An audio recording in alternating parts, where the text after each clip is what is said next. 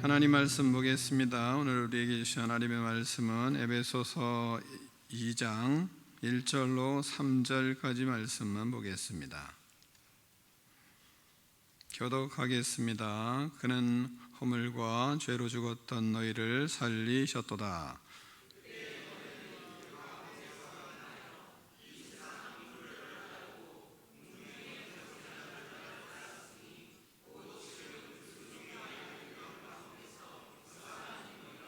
함께 읽습니다. 전에는 우리도 다 그 가운데서 우리 육체의 욕심을 따라 지내며 육체와 마음이 원하는 것을 하여 다른 이들과 같이 본질상 진노의 자녀였더니. 아멘. 하나님의 말씀을 들고 우리의 고백을 하나님께 올려드리겠습니다. 주의 말씀은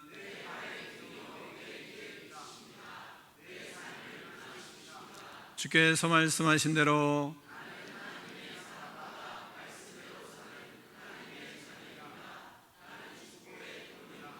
오늘도 주의 말씀에 말씀하여 주옵소서. 아멘. 다 자리에 앉겠습니다. 말씀의 제목을 크게 두 번 읽겠습니다. 시작.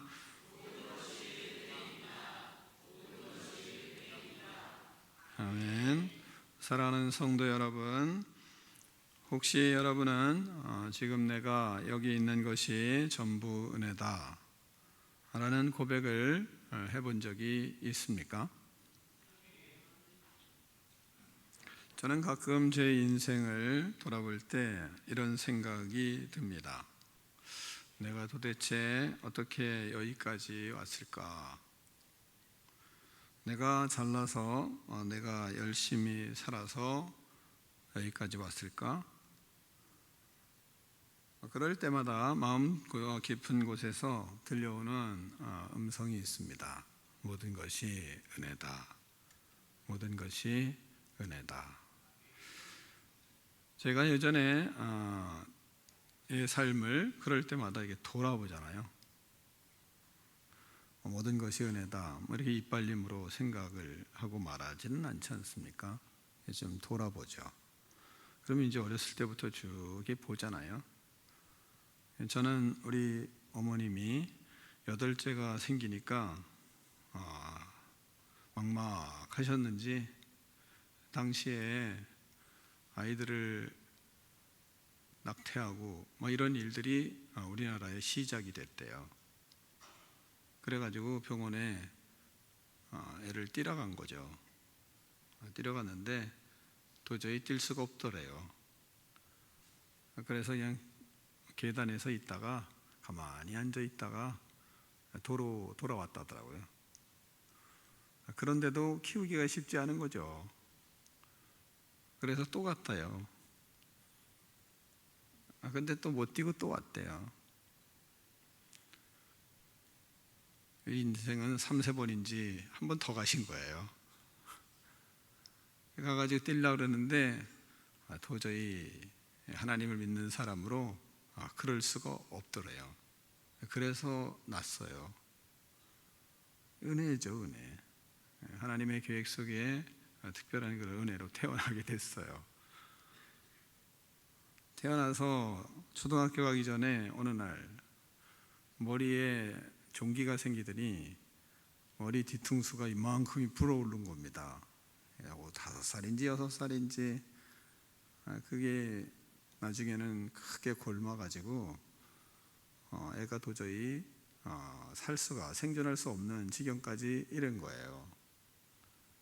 그러니까 우리 부모님이 돈은 없고 병원 갈 수 있는 능력은 안 되고 그러니까 하시는 방법이 제가 조금 더 커서 이제 초등학교까지 들어갈 때까지 그렇게 머리가 퉁퉁 부어 있었습니다.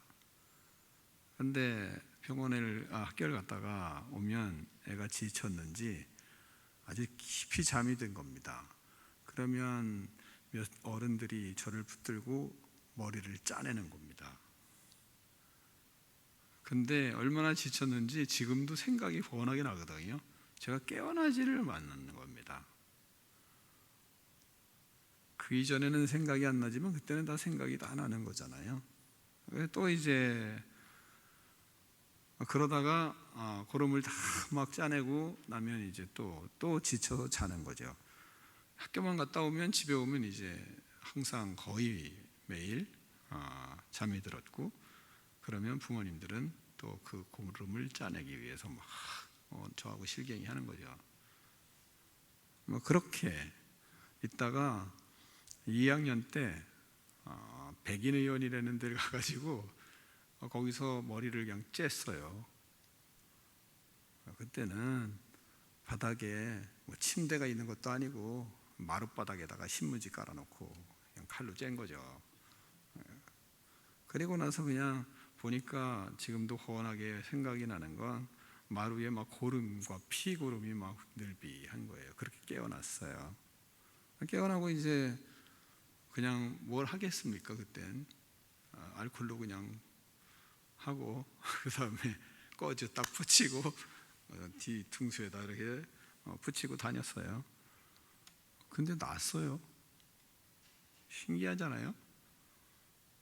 그렇게 났어요. 났는데 나중에 보니까 머리 가운데가 딱 십자가가 있어요. 제가 십자가로 짠 겁니다.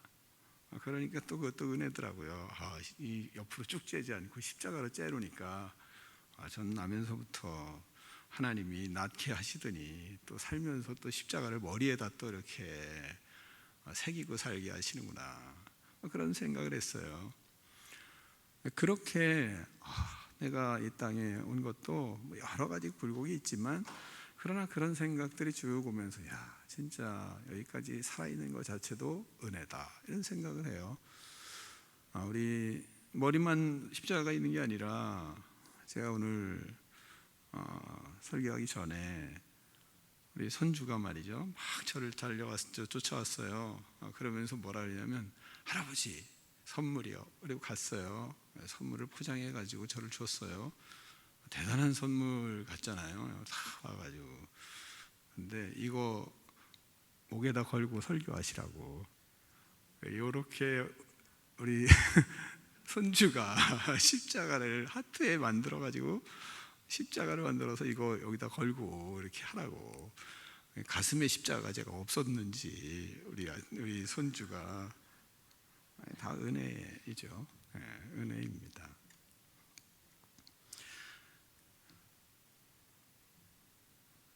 그렇습니다. 오늘 우리가 예배를 드리고 말씀 앞에 앉은 것 자체가 하나님의 은혜입니다. 에베소 2장은 바로 그 은혜에 대한 말씀을 하는 것이 에베소 2장이에요. 우리는 허물과 죄로 죽었던 자였지만 하나님께서 우리를 살리셨다, 이 말씀하십니다. 오늘 말씀을 통해서 다시 한번 여러분이 내가 은혜로 살고 있다 하는 사실을 깊이 깨닫는 그런 귀한 시간이 되기를 축원합니다. 첫 번째는 죄와 허물이 가득한 인생들이었습니다. 1절을 같이 읽겠습니다. 시작.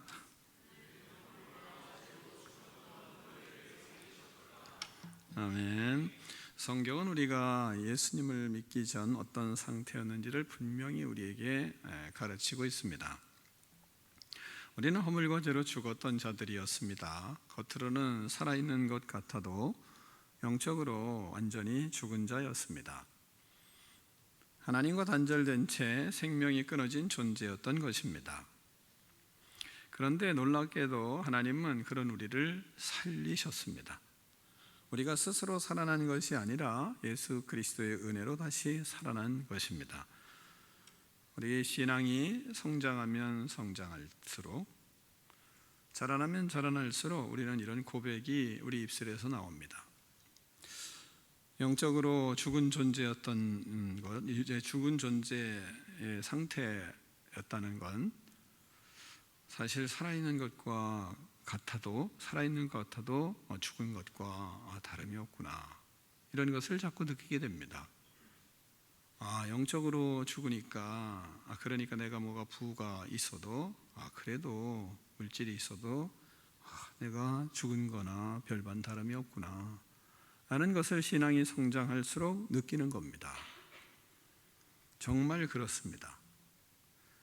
영이 죽은 사람은 눈을 떠도 보지 못하고 귀가 있어도 듣지 못한다고, 그리고 하나님의 말씀의 음성을 듣지 못하는 그러한 사람이 되어 있는 겁니다. 영이 살아야 진정으로 살아있는 것입니다. 이 일들은 우리가 살아가면 살아갈수록 더 느끼게 됩니다. 우리에게 있는 모든 것들이 다 소용없고, 진실로 중요한 것은 내가 하나님과의 관계가 회복되고, 주님의 관계가 회복됐을 때 모든 것이 가치 있는 것이지, 주님과의 관계가 회복되지 않으면 모든 것이 다 소용없구나 라는 것을 우리는 느끼게 되는 겁니다. 우리는 죄와 허물이 가득한 인생이었는데 하나님이 그렇게 영적으로 우리를 살려놓으셨어요. 두 번째는 영이 죽은 자의 삶의 모습은 어떠한 건지를 우리에게 보여주고 있습니다. 2절을 같이 읽겠습니다. 2절입니다. 시작.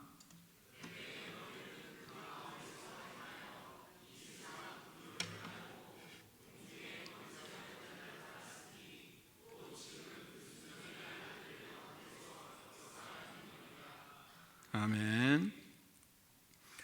영적으로 죽은 사람은 이 세상의 가치를 두고 삽니다. 물질의 가치를 두고 삽니다. 보이는 것에 가치를 두고 삽니다. 그렇게 세상 풍조를 쫓아 살아갑니다. 그것이 죽은 상태입니다. 눈에 보이지 않지만 사단의 권세에 사로잡혀 사단에게 묶여 끌려다니며 살아갑니다. 결국은 불순종의 아들들 가운데 역사하는 영의 지배를 받는다고 우리에게 가르쳐주고 있습니다. 그래서 사람들은 이렇게 말하곤 하는 겁니다. 요즘 어떻게 사세요? 아유, 그냥 죽지 못해 살지. 이런 말을 많이 듣습니다. 이것이야말로 영이 죽은 상태에 스스로 고백하는 것입니다. 저희 친구들도 가끔 이제 전화를 하면 그러면 그럽니다. 어떻게 사냐? 아유, 죽지 못해 살지. 야, 그래, 예수님 믿어야지 사는 거야. 예수님을 믿어야지. 이전에는 네가 더 열심히 교회 다니지 않았냐 혹시? 아유, 근데 잘 안 되네. 그런 말을 합니다. 이런 말을 왜 하겠습니까? 영이 죽어 있기 때문에 그런 겁니다. 그들의 삶은 풍요롭습니다. 그들의 삶은 서울에 집 2채, 3채 있으면 풍요로운 거 아니겠어요? 저희 친구들이 그래요. 그런데 그들의 하는 말은 아이고 야, 그냥 살아. 죽지 못해 사는 거지 뭐. 이런 말을 어떻게 합니까? 살 만큼 살았고 60대 중반이 됐으면 그래도 인생의 깨달음도 있을 거 아니겠습니까? 그런데 깨달음이 죽지 못해 삽니까? 왜 그렇습니까? 영이 죽었기 때문에 그렇습니다. 여러분도 영이 죽어 세상과 똑같이, 세상 사람과 똑같이 세상을 쫓아 살고 있지는 않습니까? 영이 살아있는가? 스스로 우리는 질문할 필요가 있는 겁니다. 왜요? 불순종의 아들들 가운데서 역사하는 영에 따라서 사로잡혀 살아가니까요. 하나님과의 관계가 끊긴 인간은 삶의 의미를 잃고 존재 이유를 잃습니다. 그 결과 삶은 공허해지고 자기가 기준이 돼서 모든 도덕적인 문제도 자신의 기준에 따라서 도덕적인 기준을 삼는 겁니다. 그러니까 더 영적인 기준의 높이를 가지고 요구하면 아유, 사람이 어떻게 그렇게 살아요? 이런 말을 하는 겁니다. 왜요? 하나님의 인도하심과 하나님의 말씀에 따라서 사는 것이 아니라 세상의 법에 따라서, 또한 세상의 기준에 따라서, 자신의 기준에 따라서 생각하기 때문에 그런 것입니다. 영적으로는 그래서 점점 사탄에게 사로잡혀 인생을 살아가는 것입니다. 이것이 바로 영이 죽어 육이 신음하는 삶을 살아가고 있는 겁니다. 그래서 본문이 우리에게 가르쳐주고 있는 거예요. 그때 너희가 그 가운데 행하여 이 세상 풍조를 따라 공중의 권세 잡은 자를 따랐으니 곧 불순종의 아들들 가운데 역사하시는 영이라. 그 사탄에 사로잡혀서 세상을 바라보고 세상이 기준이 돼서 세상 것에 사로잡혀서 살아가는 겁니다. 그러면 결국은 그의 인생이 사탄에 사로잡혀 인생을 살아가므로 결국은 극심한 타락의 인생으로 인생을 마무리하게 되는 것입니다. 이것이 바로 영의 죽음이요 인생의 신음인 겁니다. 살아있으나 죽은 자처럼 사는 인생이죠. 또한 세 번째는 뭐라고 말씀하시냐면 육체의 욕심을 따라 사는 인생을 한번 하나님은 보라고 우리에게 비춰주고 있습니다. 3절을 같이 읽겠습니다. 3절입니다. 시작.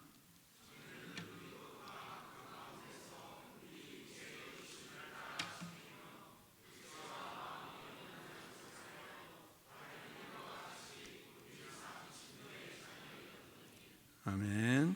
영이 죽은 사람은 자신의 욕망을 따라 삽니다. 육체가 원하는 것, 그것에 따라 자신이 거기에 순종하고 삽니다. 그러니까 육체가 원하는 것을 더 이상 끊을 줄을 모르는 거예요. 육체가 물질을 원하면, 쾌락을 원하면 그거를 절제할 힘이 없는 거예요. 자꾸 끌려가는 겁니다.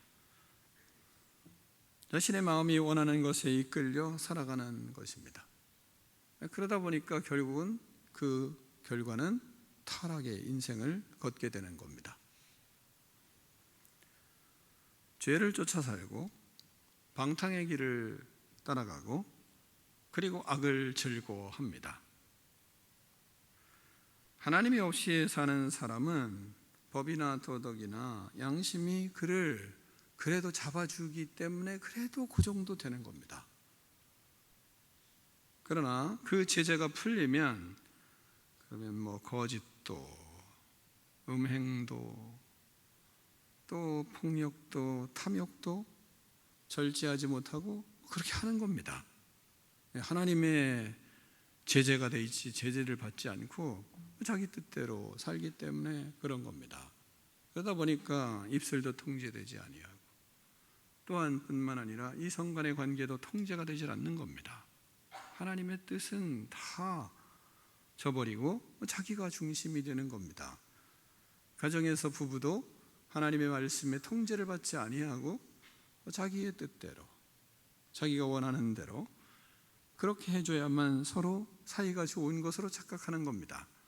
하나님의 말씀으로 하나 되는 그런 은혜는 어디로 가고 결국은 갈수록 가정은 휘청거리게 되고 결국은 타락의 길을 걸어가는 것입니다.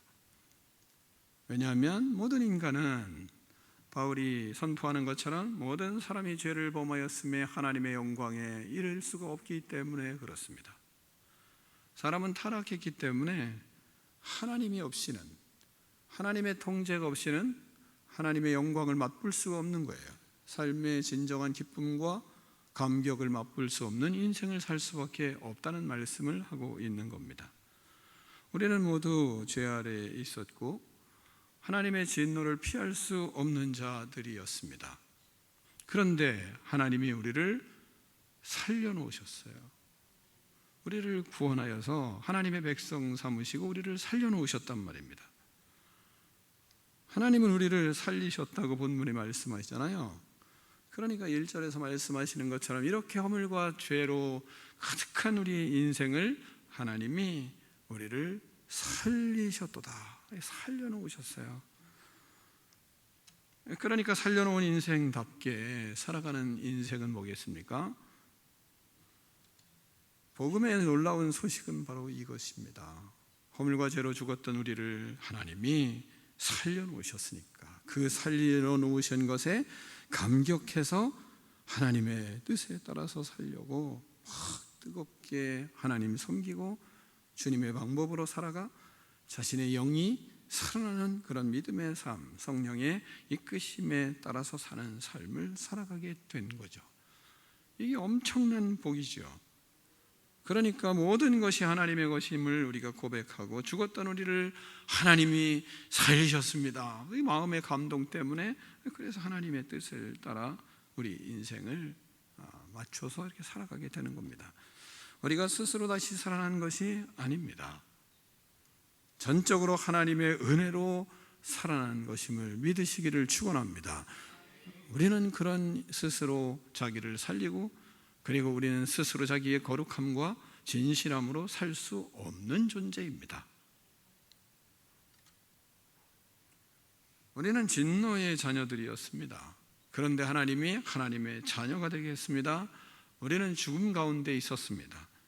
그런데 하나님이 생명 가운데로 우리를 옮겨 놓으셨어요. 이 은혜로 우리는 살아가고 있는 겁니다. 그러므로 우리는 알아야 될 것은 은혜를 잊지 말아야 합니다. 은혜를 알아야 돼요. 그 은혜에 맞게 순종을 하며 그래서 사는 겁니다. 그러므로 우리는 이 사실을 늘 기억해야 됩니다. 내가 지금 여기에 서 있는 것은 전적으로 하나님의 은혜 때문이다. 이것이 저와 여러분의 고백이 되기를 축원합니다. 죽은 우리를 살리신 주님의 은혜, 허물과 죄에서 우리를 건지신 십자가의 그 사랑을 잊지 마십시오. 그 은혜를 붙잡을 때 우리는 다시 살아나게 되어 있습니다. 그리고 하나님의 뜻을 따르는 새로운 삶이 시작되는 것입니다. 말씀을 정리하겠습니다. 우리는 허물과 죄로 죽었던 자였습니다. 세상의 풍조와 사탄의 권세 아래 살았습니다. 육체의 욕심을 따라 살던 진노의 자녀들이었습니다. 그러나 하나님의 은혜로 예수 그리스도 안에서 새 생명을 얻었습니다. 그러므로 그 은혜를 잊지 말고 감사하며 살아가는 성도가 되기를 축원합니다. 기도하겠습니다. 하나님 아버지 감사합니다. 말씀을 통하여 우리가 어떤 존재였는지를 다시 보게 해주셔서 감사합니다. 하나님 아버지, 우리는 허물과 죄로 죽었던 자들이었습니다. 하나님을 떠나 욕심을 따라 살며 세상의 풍조를 쫓던 불순종의 진노의 자식들이었습니다. 그러나 그런 우리를 버리지 아니하시고 예수 그리스도의 십자가로 우리를 살려주셔서 감사합니다. 이 은혜를 잊지 않고 하나님 앞에 순종하며 하나님의 역사들을 이루어가는 아름다운 믿음의 인생들이 되게 하여 주시옵소서. 예수 그리스도의 이름으로 축복하며 기도하옵나이다. 아멘.